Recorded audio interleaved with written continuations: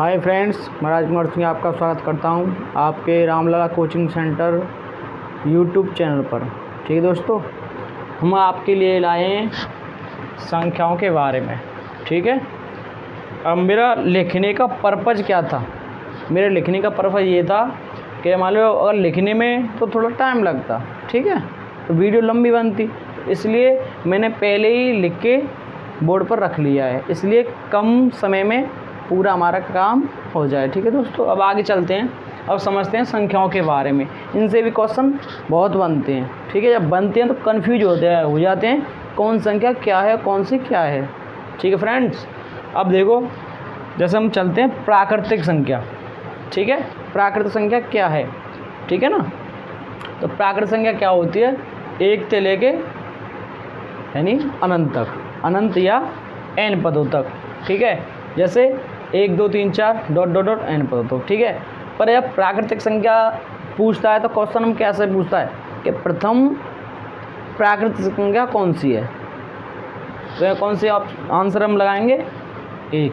पर कभी कभी हम क्या करते हैं कि 1 ना देखकर ऑप्शन में 0 भी होता तो हम 0 लगा जाते हैं, पर 0 क्या है? वो प्रथम पूर्ण संख्या होती है। क्या होती है दोस्तों? प्रथम पूर्ण संख्या होती है। ठीक है ना, और ही बनता है जब हम मान लो, जब प्राकृतिक संख्या, मान लीजिए जब हम प्राकृतिक संख्या पूछे कि प्रथम 5वीं प्राकृतिक संख्या कौन सी होगी, तो वहाँ 5 ही होगी। ठीक है, प्राकृतिक संख्या क्या होता है? 1 से लेकर अनंत तक। ठीक है दोस्तों, अब हम आगे बढ़ते हैं, आगे किस पे आते हैं? पूर्ण संख्या। तो पूर्ण संख्या हमारी 0 से स्टार्ट होती है, यानी प्रथम अगर पूर्ण संख्या पूछे तो क्या होगी? 0 होगी। ठीक है, और फिर 0 से आगे माने तो 1 2 3 4 डॉट डॉट डॉट अनंत तक। ठीक है, इसमें पूछे कि प्रथम चौथी पूर्ण संख्या क्या होगी? प्रथम चौथी पूर्ण संख्या होगी 3। एक काउंट कर दें, 1 2 3 4, तो चौथी पूछे कौन सी होगी? 3। अगर यहाँ पूछता है छठवीं, तो छठवीं कौन सी होगी? 5। ठीक है, तो 0 काउंट होगी सबसे पहले, प्रथम पूर्ण संख्या 0 होती है। ठीक है, अब आगे बढ़ते हैं सम संख्या के बारे में। सम संख्या समझते क्या होता है?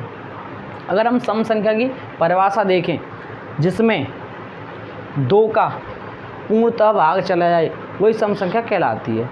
ठीक है ना, पूर्णतः 2 का भाग चला जाए, जैसे 2 में चला जाएगा, 4 में। ठीक है, डॉट डॉट करके वहीं अनंत तक होता है। ठीक है, अगर इसमें पूछे कि प्रथम सम संख्या क्या होगी? 2 होता है। ठीक है ना, और पूछे कि चौथी सम संख्या क्या होगी? चौथी सम संख्या क्या होगी? 8।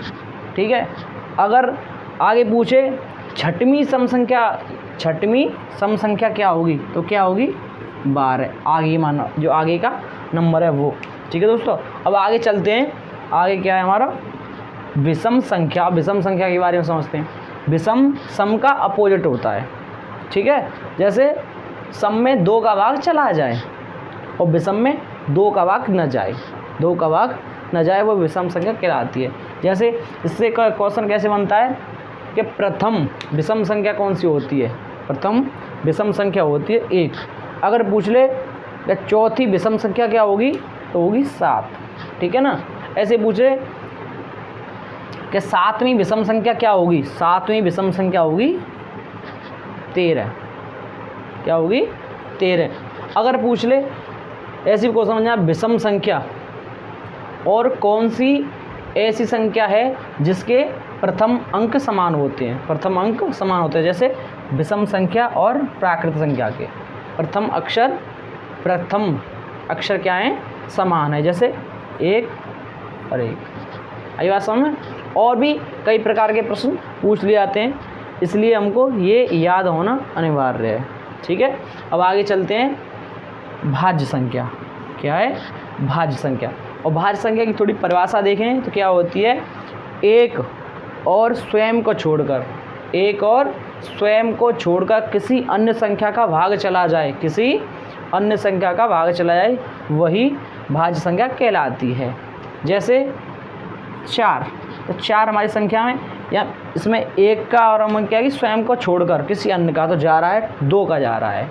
6 को देखें तो 6 को 2 का भी जा रहा है, 3 का भी जा रहा है, ठीक है। जैसे 10 को देखें तो 2 का भी जा रहा है, 5 का भी जा रहा है, ठीक है। 12 को देखें तो 2 का और 6 का और 4 का और 3 का भी जा रहा है, ठीक है ना।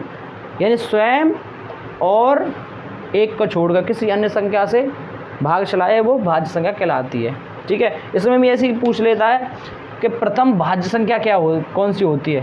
प्रथम भाज्य संख्या होती है 4, ठीक है ना।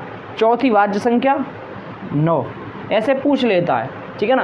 ऐसे ही पूछ लेता है प्रथम भाज्य संख्या तथा चौथी भाज्य संख्या में अंतर कितना होगा। में अंतर तो 9 4 कितना होगा 5, ऐसे पूछ लेता है। या फिर ऐसे पूछ ले कि योग कितना होगा, योग भी पूछ लेता है, कितना होगा 13, ठीक है ना। कैसे ही पूछ सकता है, पर हमको यानी उस आंसर देने के लिए ये हमें याद होना अनिवार्य है, ठीक है। आगे चलते हैं। अभाज्य संख्या, तो अभाज्य संख्या भाज्य संख्या का अपोजिट यानी उल्टा होता है, ठीक है। कैसा होता है, इसमें तो था एक और स्वयं को छोड़कर किसी और संख्या से भाग चलाए, इसमें भी एक और स्वयं को छोड़कर किसी और संख्या से भी भाग ना जाए वो अभाज्य संख्या कहलाती है। तीसरी संख्या से भी भाग न जाए। जैसे 2 में 1 का और स्वयं का यानी 2 का तो जा रहा है पर और किसी संख्या का नहीं जा रहा है। ऐसे 3 में 1 का और 3 का जा रहा है पर और किसी का नहीं जा रहा है। ऐसे 5 में 1 का और 3 का भाग 5 का तो जा रहा है पर और किसी अन्य संख्या का नहीं जा रहा है। ऐसे 7 का, ऐसे 11 का, ऐसे 13 का, 17 का, 19 का। ऐसे 19 में 1 का जा रहा है और 19 का जा रहा है और किसी अन्य संख्या का नहीं जा रहा है, तो उसे अभाज्य संख्या कहते हैं। अब आते हैं परिमेय संख्या पर। परिमेय संख्या क्या है, ठीक है दोस्तों। परिमेय संख्या वो होती है जैसे P/Q, अंश/हर और भिन्न के रूप में लिख सकें, ठीक है ना। अंश/हर के रूप में लिख सकें, P/Q के रूप में लिख सकें। या फिर अपनी भाषा में कह सकते हैं जो संख्या पूर्ण या पूरी हो। पूरी का मतलब जैसे 8 है और 8 का मान फिक्स है, ठीक है ना। तो इसको हम या पूर्ण संख्या जो भी अपने हिसाब से पूर्ण संख्या या पूरी संख्या मान सकें, अधूरी संख्या नहीं मान सकती, ठीक है ना। पूरी संख्या इसका मान पूरा है, उसे हम अपनी भाषा में पूर्ण संख्या मान लेते हैं। और भी देखें जैसे, और देखो वर्गमूल में 4 क्या है, वर्गमूल में 4। तो वर्गमूल में से 4 बाहर निकल सकता है, क्या निकल जाएगा 2, ठीक है ना। वर्गमूल 2 यानी 2 का मान या जो ये √4 का 2 का मान पूरा है यानी पूरा है, ठीक है ना। ये ऐसे पूरा है, अधूरा मान नहीं है, तो इसलिए परिमेय है, ठीक है ना। और ले लें घनमूल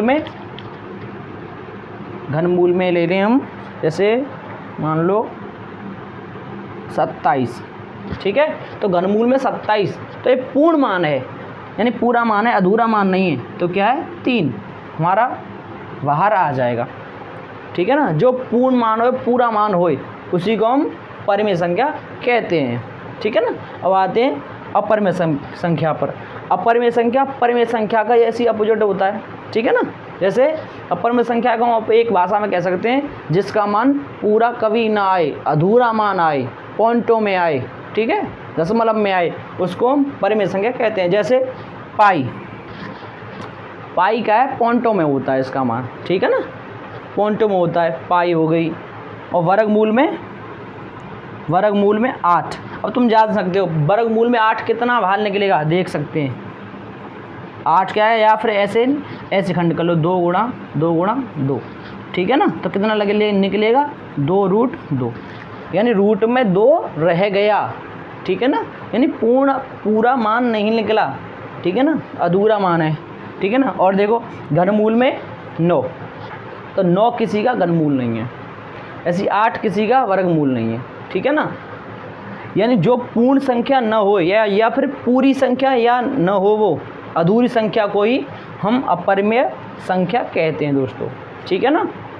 जहाँ तक दोस्तों आपके वीडियो समझ में आ गई होगी और अच्छी लगी है तो इस वीडियो को लाइक, सब्सक्राइब, शेयर, ठीक है ना, और अपने दोस्तों में शेयर करो।